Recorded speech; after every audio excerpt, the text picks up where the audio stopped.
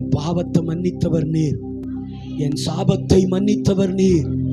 சிலுவையில எனக்காக பாவ பரிகாரியானவர் நீர். நான் உம்மையே உயர்த்துவேன், உம்மை மட்டுமே உயர்த்துவேன். அந்த ஒரு நாமம் உங்களை உயர்த்தும், அந்த ஒரு நாமம் உங்களை மேன்மைப்படுத்தும்.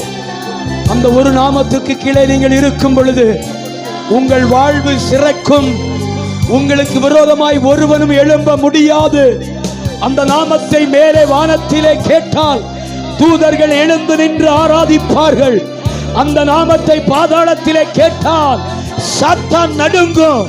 அந்த நாமம் பூமியிலே பறைசாற்றப்படும் போது முழங்கால்கள் யாவும் முடங்கும், நாவுகள் யாவும் அறிக்கை பண்ணும். சொல்லுங்க சொல்லுங்க.